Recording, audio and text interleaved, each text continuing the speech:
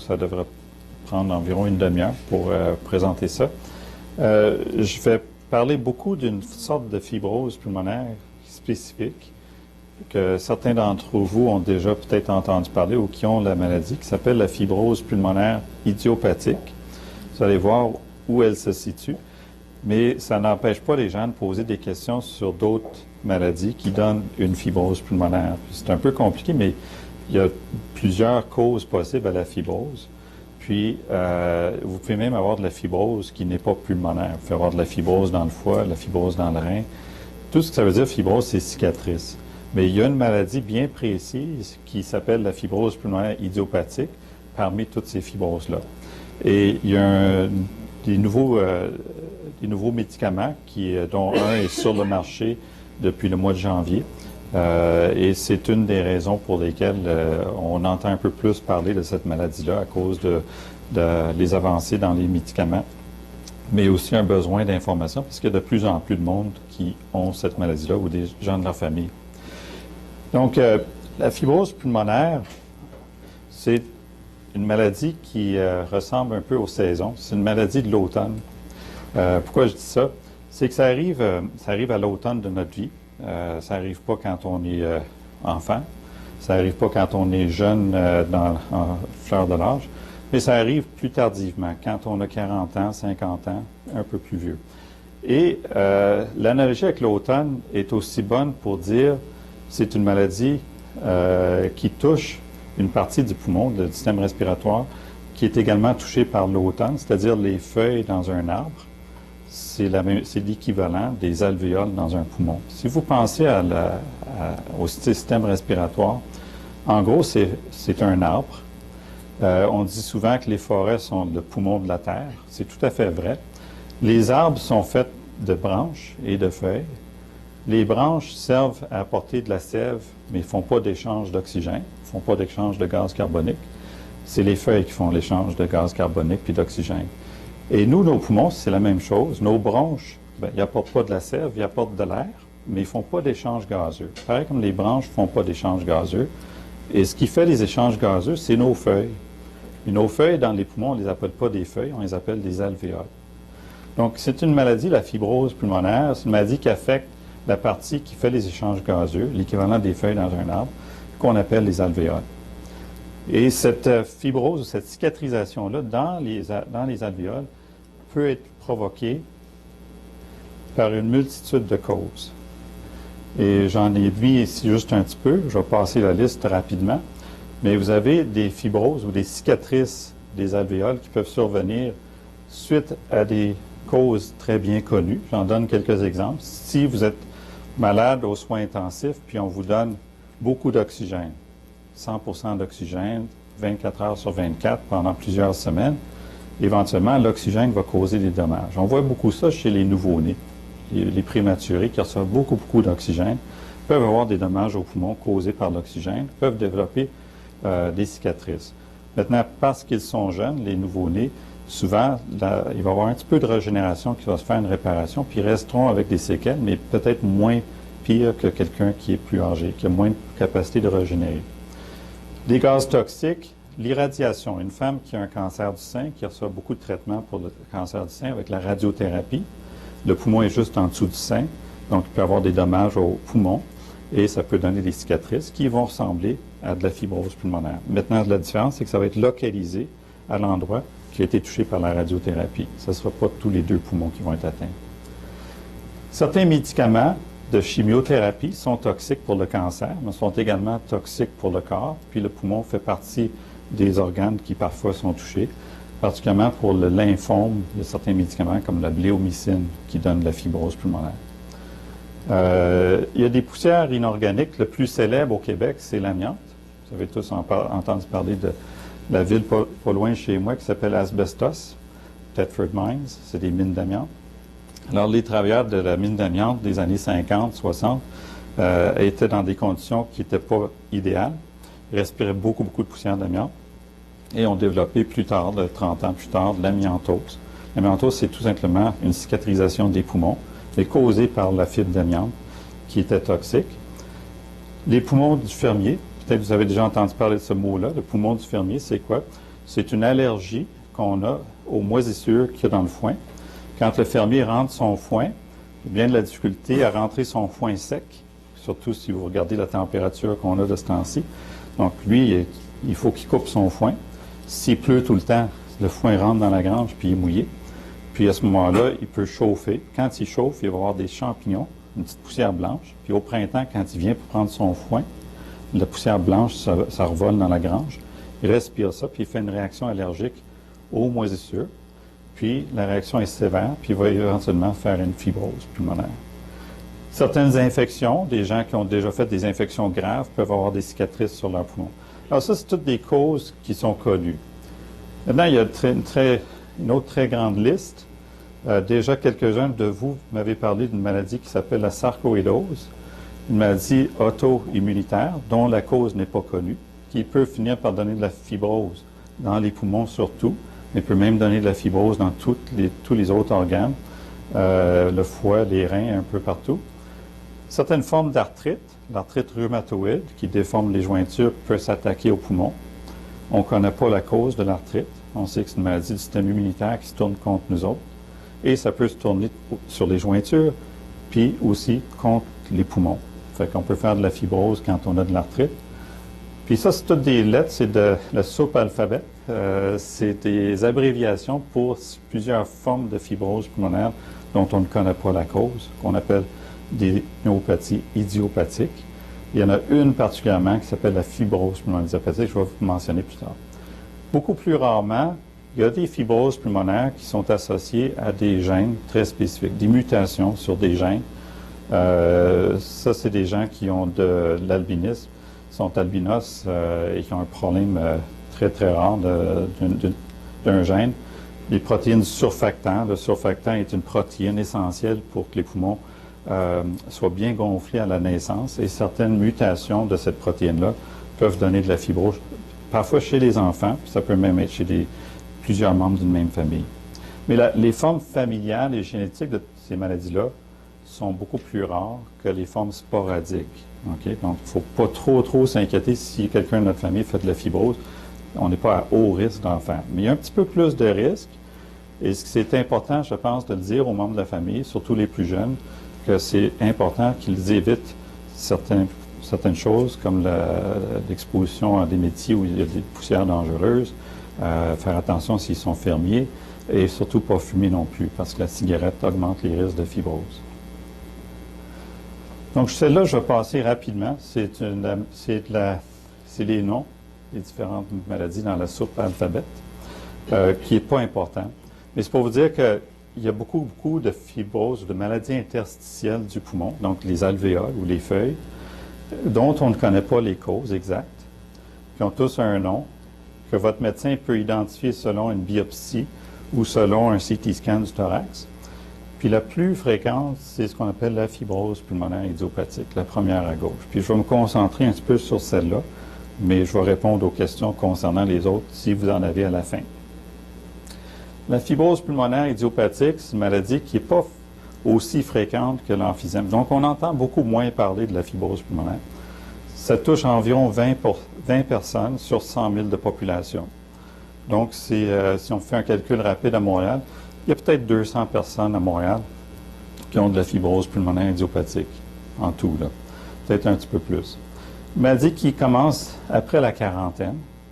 On dit souvent entre 40 et 70 ans, mais ça peut arriver plus tardivement. C'est pas nécessairement à 70 ans qu'on ne peut plus en voir. On en voit des fois à 80, 90. La présentation clinique est assez caractéristique. Le principal symptôme, les deux principaux symptômes, c'est de l'essoufflement qui apparaît à l'effort et une toux qui est souvent sèche, mais parfois un petit peu de mucus aussi. On va cracher avec cette maladie-là. Puis parfois la toux est très, très intense, puis réfractaire. Et ça devient le symptôme dominant. D'autres personnes, la toux n'est pas si mal, vraiment très tolérable, mais ils sont très, très essoufflés. Ils ne peuvent plus faire grand-chose. Puis il y a des gens malheureux qui ont les deux symptômes sévèrement. Mais c'est variable, la présentation. C'est pas tout le monde qui est pareil. Comme médecin, nous, on entend, quand on écoute vos poumons, on entend des crépitants. C'est le même bruit que des velcro que tu essaies de séparer. On entend ça dans notre stéthoscope. On appelle ça des crépitants. Normalement, tu n'entends pas ça. Il y a des changements qui sont caractéristiques qu'on peut faire le diagnostic sur un scan, une tomodensitométrie. Donc, on n'a pas toujours besoin de faire une biopsie. On peut avoir une bonne idée juste avec le scan. Puis, les fonctions respiratoires viennent confirmer qu'il y a un problème. Puis, ça peut aussi être un bon outil pour suivre l'évolution de la maladie puis la réponse au traitement. Donc, on va souvent faire souffler les malades dans des machines, les patients qui viennent nous voir pour une fibrose. On va faire un suivi avec des tests de fonction respiratoire, une radiographie, puis à l'occasion, un CT scan. Très rarement, environ peut-être 10 à 15 des gens, on va faire une biopsie. Ce qu'on fait dans ce temps-là, c'est qu'on peut aller par les voies naturelles, une bronchoscopie. Des fois, on fait souvent la bronchoscopie pour être sûr qu'il n'y a pas un microbe ou il n'y a pas d'autre chose. Mais des fois, ce n'est pas suffisant une bronchoscopie. Puis des fois, on va être obligé de faire un petit trou entre les côtes, une thoracoscopie. On va rentrer un tube de métal, puis une caméra dans la salle d'opération. Puis le chirurgien va rentrer une petite pince. En fait, c'est un couteau qui va couper juste un petit triangle de poumon. C'est gros comme le bout de mon pouce. Puis lui, il voit tout ce qu'il fait. Puis il peut prendre 2 ou 3 morceaux à différents endroits. Puis envoie ça en pathologie. Puis quand c'est fini, on a un drain thoracique. Puis ça va faire mal un peu pendant 3-4 jours. Puis après ça, il enlève le drain, il met des points. Puis des fois, la douleur, elle persiste longtemps après. Les gens sont... Oui, ça arrive souvent, les douleurs post-thoracoscopie. Mais il y a des gens qui l'ont, cette thoracoscopie-là, puis qui n'ont pas de douleur. C'est pas tout le monde pareil. La biopsie, c'est rare qu'on va la faire parce que c'est douloureux. C'est une opération. Mais quand on a besoin, ce qu'on pourrait voir, ça, c'est des alvéoles qu'on voit sous le microscope, qui sont tout à fait normales. On va essayer de faire le focus, si on peut. Voilà. Alors, vous voyez peut-être pas dans l'arrière de la salle, mais c'est un peu comme une éponge. Hein? C'est comme une éponge très, très fine et tout ça. Et ça, c'est une biopsie d'une zone de fibrose. Alors, vous voyez que tout de suite, dans l'arrière de la salle, vous pouvez le voir, là, il y a une grosse différence entre les deux photos.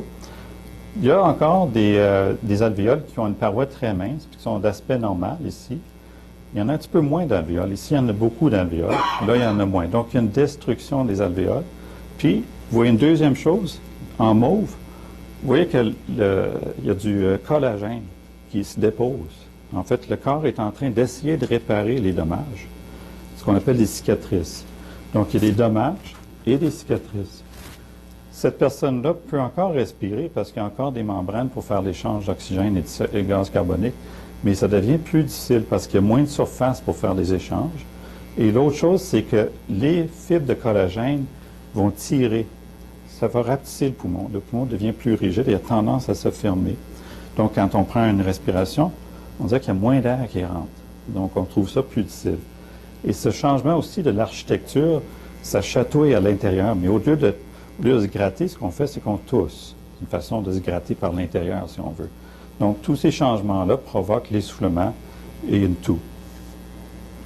Si on a une image de tomodensitométrie qui ressemble à la droite, on n'a pas besoin de faire une biopsie. Ici à gauche, c'est un CT scan du thorax normal, où vous voyez les veines puis les artères. Ça, c'est le cœur. En noir, c'est les poumons. Puis les lignes, c'est les artères pulmonaires. Ça, c'est un beau poumon normal. À droite, vous avez toujours le cœur qui est normal. Mais là, au lieu d'avoir des poumons noirs, il y a des fibres à travers le poumon. Hein? C'est comme du nid d'abeille qu'on appelle. Et quand on voit ça en radiologie, on sait que c'est une fibrose pulmonaire. Puis souvent, avec le reste de l'histoire, le médecin va dire, on n'a pas besoin de faire de biopsie. On sait ce que vous avez, puis on va commencer à parler de traitement.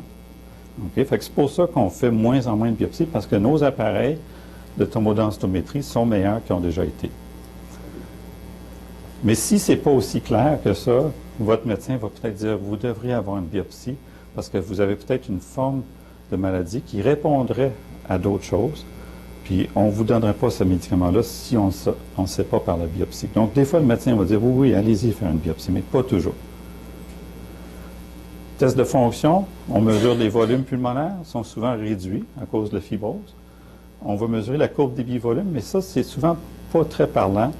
La courbe, c'est plus pour les gens qui font de l'asthme ou de l'emphysème. On va plutôt utiliser la vitesse de diffusion de l'oxygène, une mesure de l'échange gazeux des alvéoles. On va souvent piquer dans l'artère pour mesurer l'oxygène et le gaz carbonique. Puis une chose qu'ils ont fait de plus en plus, c'est qu'on fait marcher les gens le plus vite possible, le plus longtemps possible, bien, pas longtemps, mais le plus vite possible pour qu'il traverse la plus grande distance possible en 6 minutes. Pourquoi 6 minutes et pas 5, je ne peux pas vous le dire. Le test est standardisé à 6 minutes.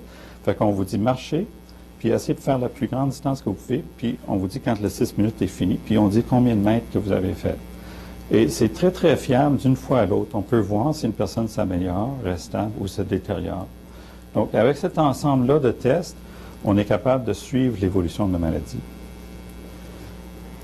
Maintenant, je vais vous présenter la diapositive qui est décourageante pour beaucoup de gens, mais je la présente quand même parce que vous allez la voir sur l'Internet. C'est la survie de quelqu'un qui fait une fibrose pulmonaire idiopathique après l'annonce du diagnostic. Et ce que vous voyez ici, c'est la fibrose pulmonaire idiopathique qui est en noir. Et ça, c'est une vieille étude qui date de 15 ans. Et les gens ont pris des biopsies de patients, ils ont classé selon la biopsie, puis ils ont suivi la cohorte. Puis il y avait 50% des gens qui étaient décédés à 3 ans après le diagnostic. Et il y a très peu de gens qui ont survécu 10 ans. Bon, fait que ça, c'est... Faites attention avec cette diapositive-là, parce qu'il n'y a probablement personne dans cette salle, ou que vous connaissez, qui est exactement comme ceux-là. OK? Fait qu'il faut vraiment faire attention. Faut pas, parce que souvent, je parle de mes patients, je leur donne la réponse, c'est le fibrose pulmonaire idiopathique, ils retournent chez eux, ils font de l'Internet, ils reviennent et disent, j'ai vu ça, ils disent, mon mari va mourir l'année prochaine, ou je vais mourir l'année prochaine, puis ils sont encore là 5 ans plus tard, tu sais. Fait que faut faire attention. C'est vrai que c'est une mauvaise maladie, c'est vrai qu'on a besoin de recherche, on a besoin de nouveaux médicaments, puis c'est urgent, mais c'est pas tout le monde qui est là, puis je vais vous montrer pourquoi. Dans la biopsie, des fois, tu trouves des éléments qui ne sont pas purs de cicatrices. Ce n'est pas juste des cicatrices, il y a aussi de l'inflammation. Non spécifique inflammation pulmonaire, en anglais. Alors, eux autres, après 10 ans, ça va bien. Puis même 15 ans. Alors, chaque personne est différente. Il y a des gens qui ont beaucoup plus de fibrose, c'est plus difficile de les soigner. Des gens qui ont plus d'inflammation, puis qui répondent à certains médicaments. Donc, il faut faire attention. Par exemple, on parlait de sarcoïdose tantôt. C'est une maladie inflammatoire. Il y a des traitements. On peut faire plusieurs années avec la sarcoïdose. Ça ne veut pas dire qu'on est condamné. Puis même si on se fait dire, vous avez la forme la plus sévère, la forme idiopathique, on n'a pas vu d'inflammation. J'ai des gens dans ma clinique, comme d'autres personnes, d'autres cliniques, qui ont des évolutions très, très variables. Ça, c'est une étude de patients qui ont la forme la plus sévère, fibrose pulmonaire idiopathique, et c'est l'évolution de leur fonction respiratoire et de leur degré d'essoufflement. Il y a beaucoup de gens qui sont devenus rapidement plus essoufflés. Mais il y a beaucoup de gens aussi qui ont fait ça. Ils sont devenus essoufflés, moins essoufflés, et plus essoufflés, moins essoufflés. Alors, puis ça, c'est toutes des personnes qui ont la forme la plus sévère selon leur médecin. Donc, c'est sûr qu'on est inquiet, puis il faut se faire suivre par un bon médecin, il faut avoir une bonne relation avec son médecin, mais il faut aussi garder un peu d'espoir, parce qu'on n'est pas nécessairement dans les statistiques quand on a de la fibrose pulmonaire idiopathique. Par contre, la diapositive est très utile quand on écrit à des organismes, comme les instituts de recherche en santé du Canada, puis on leur demande de l'argent pour faire de la recherche pour trouver des médicaments. Là, on sort notre diapositive la pire, puis on leur dit, écoutez, là, c'est une maladie mortelle, vous avez besoin de financer ça. Ce n'est pas une maladie qui court des rues. Donc, il n'y a pas beaucoup d'organisations, de fondations qui lèvent des fonds pour travailler sur la fibrose pulmonaire. Donc, c'est très difficile d'avoir de l'argent.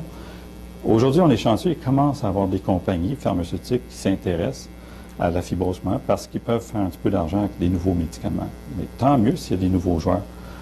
Puis, ça va probablement changer, je pense. L'évolution naturelle, donc, de la fibrose pulmonaire idiopathique,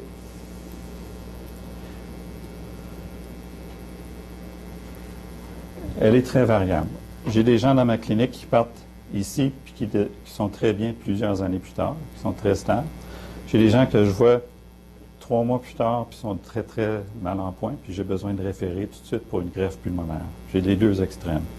Et entre les deux, j'ai tout ce qui est possible. Une autre chose qu'on voit à l'occasion, des épisodes d'exacerbation. Ça, c'est comme si, du jour au lendemain, tu tombais malade, très, très malade, comme si tu avais une pneumonie, tous essoufflés, rentre à l'hôpital, fièvre, tout ce que tu veux.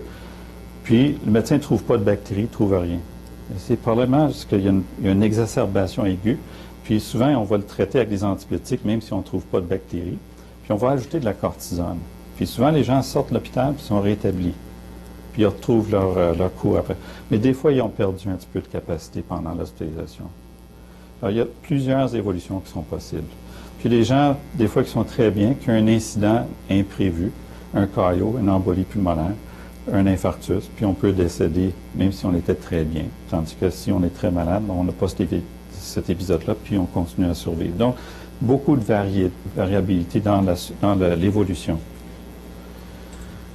La pathophysiologie, on dit que c'est idiopathique, c'est qu'on ne connaît pas la cause, mais c'est de moins en moins vrai. On commence à connaître la fibrose pulmonaire, on commence à savoir quelles sont les causes.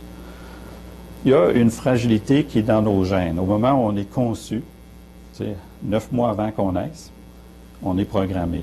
Okay? On a toutes nos fragilités puis nos forces dès cet instant-là. Okay? Et dans nos fragilités, parfois, il y a certains gènes qui font qu'on est fragile puis on est susceptible à faire de la fibrose. Puis on ne peut pas le savoir d'avance. Pas aujourd'hui. Peut-être dans 50 ans, il va y avoir un test, un chip, puis tu vas mettre une goutte de sang, puis ils vont te dire tu vas faire telle maladie à tel âge, tel âge. C'est pas comme ça aujourd'hui. Mais on sait que ça existe. On sait qu'il y a des gens qui sont fragiles à faire de la fibrose, puis d'autres ne sont pas fragiles à ça, mais ils sont fragiles à faire du cancer ou faire d'autres choses. On a tous nos fragilités génétiques. Par-dessus ça, s'ajoute une fragilité qui vient de l'environnement. Alors, si on a le malheur d'avoir des gènes qui nous rendent fragiles à la fibrose et qu'on fume la cigarette, bon, ils nous disent que la cigarette peut causer le cancer, c'est très, très vrai, mais ils ne nous disent pas que ça peut causer la fibrose parce que les gens ne connaissent pas la fibrose. Ça ne fait pas peur à personne. Mais effectivement, la cigarette est pleine de produits toxiques, dont ce qu'on appelle des radicaux libres de l'oxygène. Il y a des milliards de radicaux libres de l'oxygène dans chaque bouffée de cigarette qu'on respire. Il y a 3000 composés cancérigènes. Il y a plein d'affaires nocives. Et c'est plus fréquent, c'est un facteur de risque de faire de la fibrose si on est un fumeur ou si on est un ancien fumeur.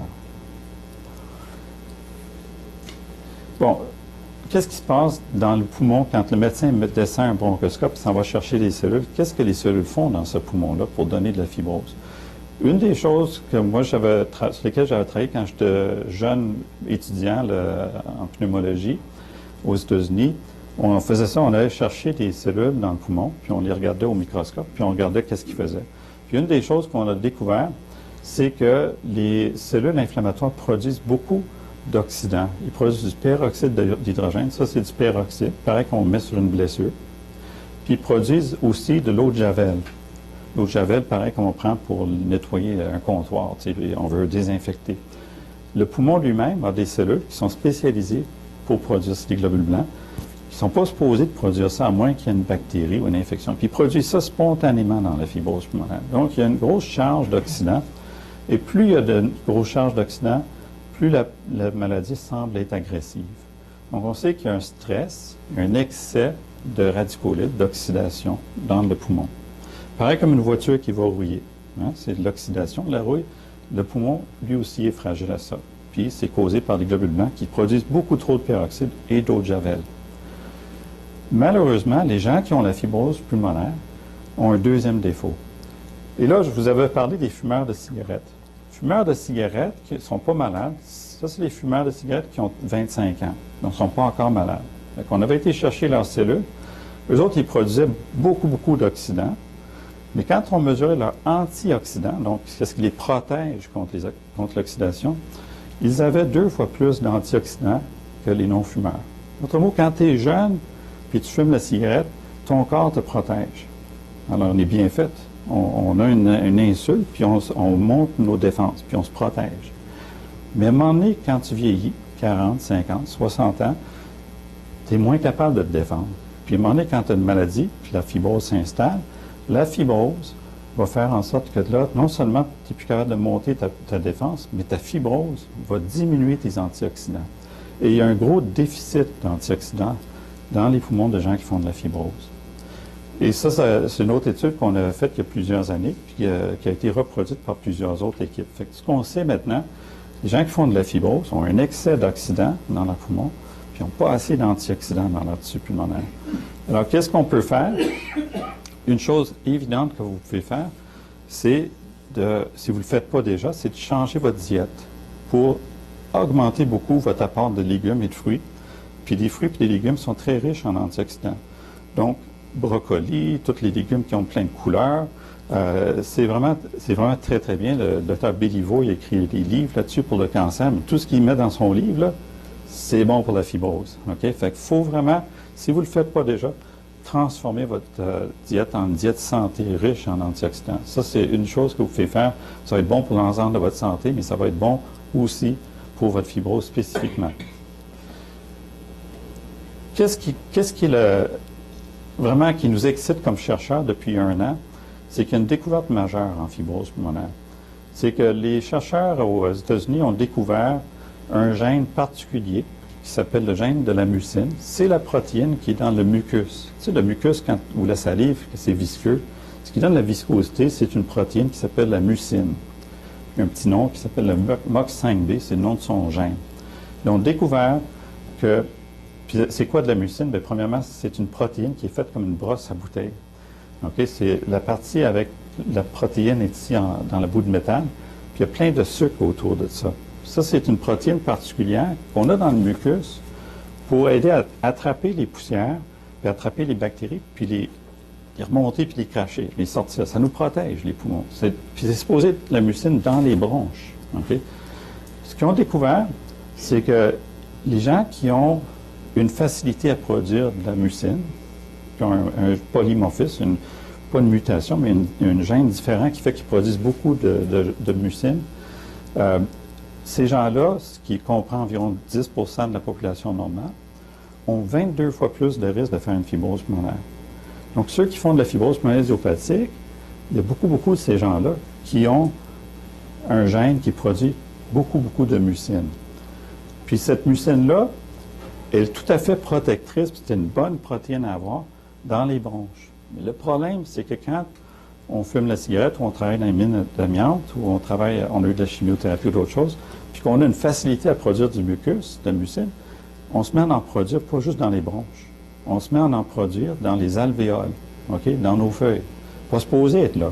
Parce que dans les bronches, c'est bon d'avoir de la mucine, parce que dans vos bronches, vous avez un escalateur pour le mucus. Vous avez des poils dans vos bronches qui font ça.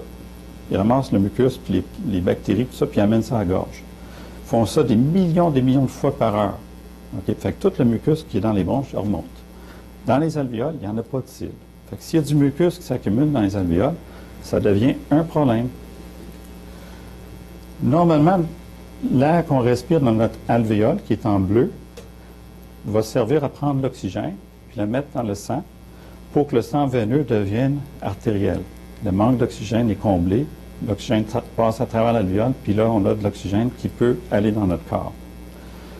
Quand on a de la fibrose pulmonaire, ce qu'on pense qui arrive, c'est que les gens produisent, pour des raisons génétiques ou pour des raisons environnementales, fumer de cigarettes, amiante et tout ça, ils se mettent à produire beaucoup de mucus à l'intérieur des alvéoles. Et ça fait une barrière. Fait que l'oxygène ne peut plus traverser.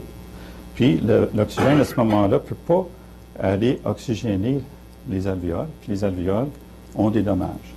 OK? Fait que ça, c'est des nouveautés. Donc, 22 fois plus de risque de fibrose si on a trop de mucine. Puis, une bonne partie des gens qui ont de la fibrose ont cette variante-là. Et ce que ça veut dire, c'est qu'on commence à comprendre comment on peut avoir des dommages ici. Puis, je ne veux pas rentrer dans trop de détails. Déjà, j'en ai donné beaucoup. Mais pour vous dire que nous, comme chercheurs, ça nous dit qu'il y a des médicaments qu'on pourrait peut-être donner qui vont jouer sur ces mécanismes-là. Puis, on va peut-être avoir des bien meilleurs médicaments dans le futur pas trop lointain, maintenant qu'on commence à comprendre la maladie. Alors ça, c'est juste pour illustrer qu'est-ce qui arrive quand tu as trop de mucine. Ça fait une barrière entre l'oxygène et tes cellules alvéolaires, puis ils deviennent en manque d'oxygène. Ça cause des dommages par manque d'oxygène. Ça, c'est une liste, puis vous n'avez pas besoin de la lire, cette liste-là. Je veux juste vous montrer qu'il y a beaucoup de recherches qui s'est faites au cours des 10 dernières années, beaucoup d'études cliniques. Donc, Iphigenia, Panther, ils ont tous des drôles de noms. C'est différentes études faites à travers le monde, des très bonnes études, avec des nombres de patients qui varient entre 56 et 800 malades avec fibrose pulmonaire idiopathique, qui ont été étudiés pendant 1 mois, 2 mois, 1 an, 2 ans. Et ça, c'est les résultats de ces études-là. Alors, dans tout ça, pour faire une histoire courte, il n'y en a pas de là-dedans qui fonctionne vraiment bien, okay, jusqu'à date. Okay, ça, c'est des études qu'on peut regarder rapidement. Arrêt prématuré, il manquait d'efficacité. Aucun bénéfice, aucun bénéfice. Arrêt prématuré à cause d'une mortalité accrue. Ça, c'est à un moment donné, les gens pensaient que donner du Coumadin pour de la fibrose pouvait aider. Fait qu'ils traitaient les gens avec le Coumadin pour la fibrose. Puis ils ont vu que les gens avaient un plus grand haut taux de décès. Maintenant, si tu as du Coumadin pour une autre raison, tu ne l'arrêtes pas. Parce que l'autre raison, il faut que tu prennes ton Coumadin. Mais si tu le prends juste pour ta fibrose, c'est pas une bonne idée. Puis ils ont découvert ça dans cette étude-là. Une petite étude sur le Coumadin, la première, ici sur un petit nombre de patients, ils disaient oui, c'est bon, c'est bon. Mais 56 malades, courte durée. Là, quelqu'un a dit on va faire une plus grosse étude, bien faite, plus longtemps. Puis ils ont trouvé tout le contraire. Fait que faites attention quand quelqu'un dit quelque chose est bon, est bon, est bon. Si on fait ça, une petite étude, pas trop longtemps, c'est pas nécessairement valable. Il faut vraiment attendre les études qui sont validées, puis approuvées, puis que Santé Canada dit que c'est bon. Ça ne l'était pas bon. Anti-inflammatoire. Ils ont essayé plusieurs études anti-inflammatoires ici, ça n'a pas marché. Lui ici, ça c'est intéressant. Ça c'est un médicament qu'on appelle le mucomyst, N-acétylcystéine. Ça peut-être que parmi vous qui connaissent ça. C'est une étude européenne faite en l'an 2005, publiée en 2005. Les gens prenaient 600 mg 3 fois par jour et ils ont suivi 150 personnes avec fibrose idiopathique sur un an. Au bout d'un an, ils ont regardé. La moitié avait le N-acétylcystéine, puis la moitié avait un placebo. Puis dans le groupe qui avait reçu le N-acétylcystéine, leur perte de capacité vitale, leur perte de volume pulmonaire, puis la perte de la capacité de diffusion de l'oxygène, c'est en noir ici, était moins grande que ceux qui avaient eu le placebo. C'était statistiquement significatif. Cette étude-là est très bien faite, mais elle a été critiquée parce qu'il avait ajouté le mucomyst, l'acétylcystéine, c'est la même chose. Il avait ajouté l'acétylcystéine à de la cortisone puis à de l'imuran, deux autres médicaments. Puis là, les gens ont dit, ouais, mais ils n'ont pas vraiment fait contre placebo, ils n'ont pas fait acétylcystéine contre rien du tout. Fait que c'est pas une belle étude, pour toutes sortes de raisons, dans le sens que, parce qu'à l'époque, on n'est pas loin, là, on est 2005. C'était considéré un manque d'éthique de ne pas donner de prednisone et d'imuran à quelqu'un qui faisait de la fibrose. Nous, on était pointés du doigt, puis on disait, vous êtes un mauvais médecin si vous ne donnez pas de la cortisone, puis de l'azatioprine ou de l'imuran. Là, on est 8 ans plus tard. Le NIH vient de sortir une étude qui dit, si vous donnez de l'imuran puis de la prednisone à vos malades, ils vont mourir plus vite. Ils viennent de découvrir ça, l'étude Panther. Fait qu'imaginez, tout le long de ma carrière, je donnais de l'imuran, puis fait qu'il y en a plusieurs qui sont morts d'avance, tu sais, à cause de moi.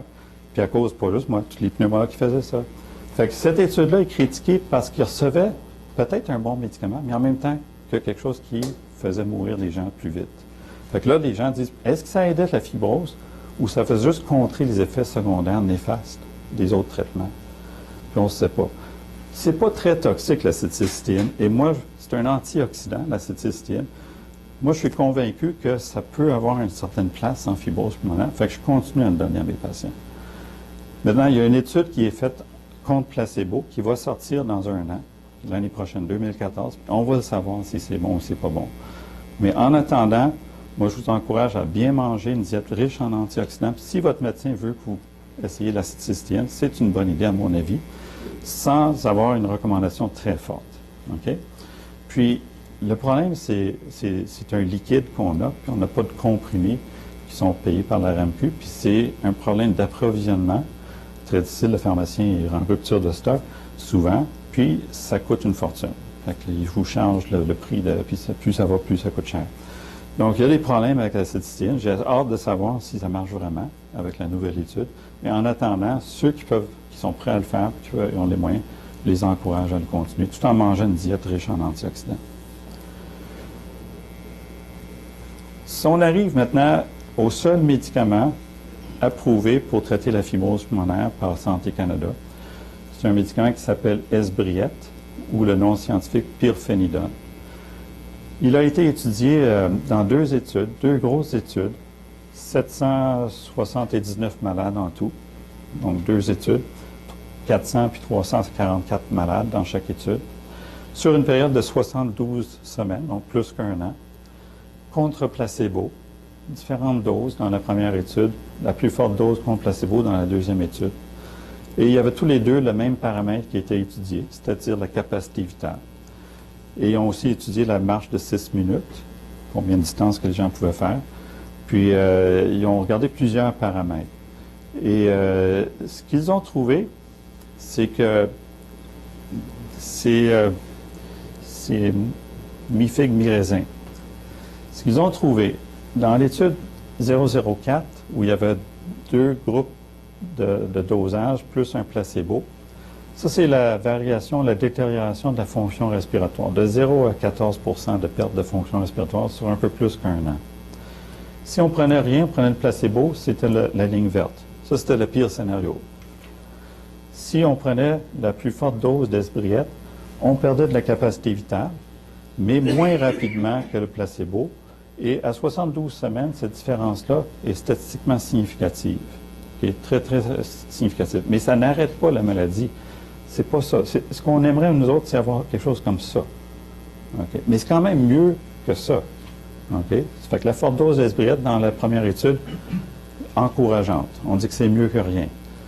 Deuxième étude, même compagnie, même médicament, même modèle d'étude.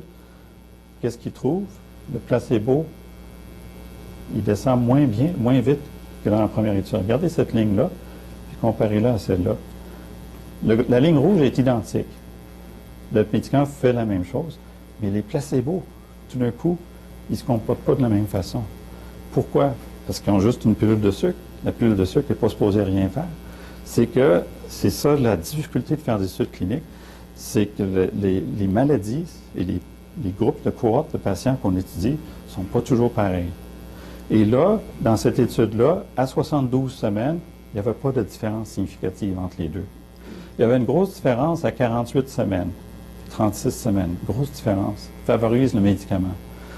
Mais quand le Food and Drug américain a vu ça, ils ont dit, vous avez une étude qui est positive, vous avez atteint votre marque, puis vous avez réussi à nous prouver que ça marchait, puis vous avez fait une deuxième étude, c'est eux qui ont exigé ça. Le Food and Drug exige toujours 2 études, et la deuxième ne nous convainc pas du tout. Alors, on trouve que c'est trop peu comme effet pour l'approuver aux États-Unis, puis on exige que vous fassiez une 3e étude avant de le mettre sur le marché aux États-Unis. Santé Canada a regardé tout ça, même chose, puis ils ont dit, on va regarder ça. Ils ont combiné les 2 résultats, ils ont regardé c'est quoi la combinaison de tout ça. Ça sort significatif à la fin. Ils ont dit c'est une maladie mortelle, pour certains patients, ils ont vraiment besoin, ils n'ont rien d'autre. Les travaux chez les animaux semblent être encourageants. Nous, on va l'approuver. Fait que Santé Canada a dit oui. On le met sur le marché, vous avez le droit, les docteurs, de le prescrire. Aux États-Unis, tu n'as pas le droit. On attend l'autre étude. En Europe, qu'est-ce qu'ils ont dit? On dit oui, on a le droit. Japon, on a le droit. Alors, pourquoi c'est comme ça? C'est parce que le médicament fonctionne un peu, mais pas assez pour convaincre tout le monde. Okay? Mais je pense un pas dans la bonne direction. Puis pour certaines personnes, ça peut être même très bon. Mais c'est pas un médicament qui arrête la maladie. Et la ligne rouge n'est pas là. C'est ça qu'on vise. Mais on est en bonne voie. Puis on va peut-être trouver d'autres médicaments dans la même classe qui vont être meilleurs. En attendant, au Québec puis au Canada, on peut avoir accès aux médicaments, mais ça prend une permission spéciale parce que le médicament coûte 12 $ le comprimé et c'est 9 comprimés par jour. Donc, un calcul rapide, 108 $ par jour, 40 000 $ par année pour de nouveaux médicaments. Ça n'a aucun bon sens. Fait que le RAMQ a dit, nous, on ne le rembourse pas, mais on va le rembourser comme médicament pour un patient d'exception. C'est quoi un patient d'exception? Il faut qu'on ait le diagnostic de fibrose idiopathique.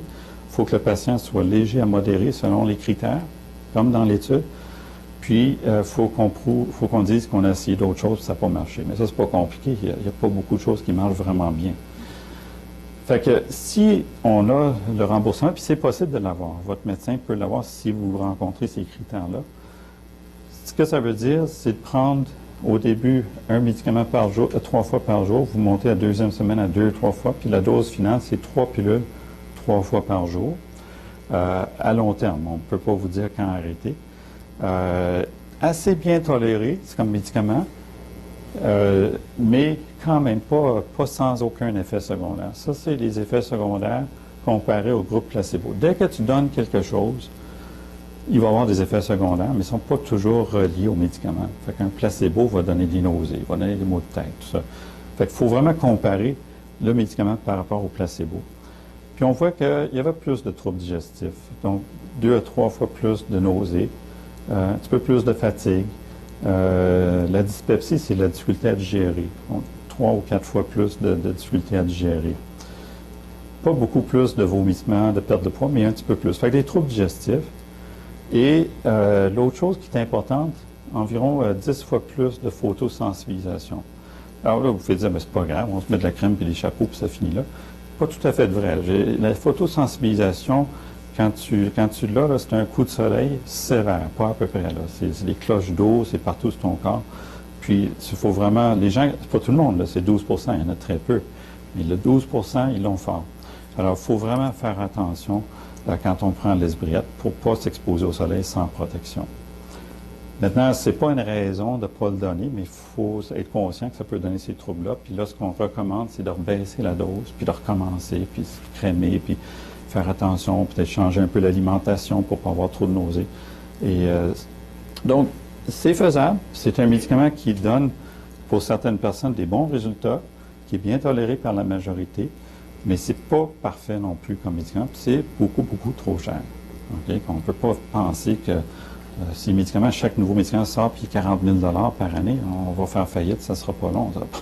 Ça prend un ou deux autres, là, puis on ne sera plus capable de rembourser ça. Là. Alors, je conclue avec ça, puis on passe aux questions. Un petit résumé. Qu'est-ce que moi je fais avec mes patients qui ont une fibrose pulmonaire? Vous avez compris, je leur recommande une diète riche en antioxydants. Beaucoup de légumes, beaucoup de fruits. Gênez-vous pas. Si vous ne le faites pas déjà, mangez des pommes, mangez des poires, mangez tout ce que vous faites, des brocolis, des pousses de brocolis, c'est très riche en antioxydants. Achetez le livre de Dr. Béliveau, lisez ça. Essayez de transformer votre diète si vous ne l'avez pas déjà faite. Il y a une diète méditerranéenne, mangez un peu plus de poisson, des trucs comme ça. Tentez de rester actif, surtout ne pas fumer parce qu'il y a un risque plus élevé de cancer du poumon quand on a une fibrose pulmonaire. Donc, il ne faut vraiment pas fumer. Puis rester actif, mais ça ne veut pas dire faire des programmes d'exercice intensifs parce que vous ne pouvez pas le faire quand vous avez une fibrose. C'est dangereux pour le cœur. Mais il ne faut pas non plus rester sédentaire. Avant l'esbriette, je ne l'ai pas mis dans la chose, mais je vais vous le dire, j'ai oublié de vous le mettre dans la liste. Demandez à votre médecin si vous ne devriez pas prendre un antiacide régulièrement contre le reflux acide. Pourquoi? Parce que les études ont démontré que le reflux acide accélère la fibrose pulmonaire. Probablement que les gens aspirent de l'acidité sur leurs bronches, puis ça accélère la fibrose. Et il est recommandé maintenant que les gens qui ont une fibrose pulmonaire aient un antiacide. Ça peut être du Pentaloc, ça peut être du Nexium, ça peut être du Pariette. Votre médecin connaît tout ça. Il peut vous le prescrire. Très peu d'effets secondaires, puis ça peut aider à vous protéger contre la fibrose pulmonaire. Donc, c'est important, un antiacide. Esbriette, je l'ai parlé beaucoup, je vais passer rapidement, mais à discuter si vous avez une fibrose pulmonaire modérée ou légère. Et pas approuvé pour les formes sévères, parce que dans l'étude, ils ne l'ont pas étudié. Acétylcystéine, un antioxydant, moi je le prescris, mais tous les problèmes que je vous ai mentionnés pour l'approvisionnement, et il y a une étude en cours, fait que présentement c'est discutable, puis beaucoup de médecins attendent les résultats de l'étude pour le prescrire. Moi, je trouve qu'il n'est pas dangereux, c'est un antioxydant, puis je pense que c'est... je ne m'en voudrais pas si l'étude sort négative, parce que je n'aurais pas fait de tort à mes patients. Okay? Puis peut-être que si ça repousse, je vais être content. Je ne suis pas contre l'utilisation de la cortisone dans la fibrose pulmonaire, mais seulement s'il y a des évidences que ça aide les patients. S'ils toussent moins, si la fonction respiratoire se stabilise. Mais s'il n'y a pas d'évidence que ça aide, il faut arrêter ça. Parce que ça enlève le calcium des os, ça fait gagner du poids, ça donne des cataractes, ça peut briser les hanches, ça peut donner un tas de troubles. Mais si vous en avez besoin, prenez la cortisone comme votre médecin vous le prescrit. Si vous êtes plus malade, pas gêné de prendre l'oxygène, parce que l'oxygène baisse vite avec une fibrose pulmonaire. Quand on marche un peu, on manque d'oxygène, on peut s'écraser, on peut avoir beaucoup de problèmes de qualité de vie si on n'a pas assez d'oxygène. Normalement, au repos, ça se replace, mais votre médecin peut vous dire que vous devriez en avoir de l'oxygène supplémentaire. Si vous êtes plus jeune, en bas de 70 ans, puis certainement si vous êtes en bas de 65 ans, puis vous avez une fibrose pulmonaire idiopathique, vous devriez avoir une discussion avec votre médecin concernant la greffe pulmonaire. C'est pas pour tout le monde, mais c'est plus facile de discuter de ça quand on n'a pas de besoin que d'attendre la dernière minute. Finalement, s'il y a des projets de recherche, puis je sais qu'il y en a dans la région de Montréal, des projets de recherche sur la fibrose. Nous, malheureusement, on n'en a pas encore à Sherbrooke, mais ils prennent les plus grosses villes. Parlez-en avec votre médecin, puis voyez s'il y a un projet de recherche qui sera adapté pour votre situation. Parce qu'on a encore besoin de nouveaux médicaments, puis on n'a pas tout ce qu'il faut encore pour traiter les gens. Puis des fois, dans les nouveaux projets de recherche, il y a vraiment des choses intéressantes qui vont aider bien avant qu'ils soient sur le marché. Fait que c'est une façon d'avoir accès aux nouveautés plus rapidement. Fait que je vais arrêter là. J'ai déjà parlé trop longtemps. Je vais juste prendre des questions. On a encore 1 heure de discussion. Si, Est-ce que les assurances publiques payent ça? oui, les assurances privées vont le payer, mais selon les mêmes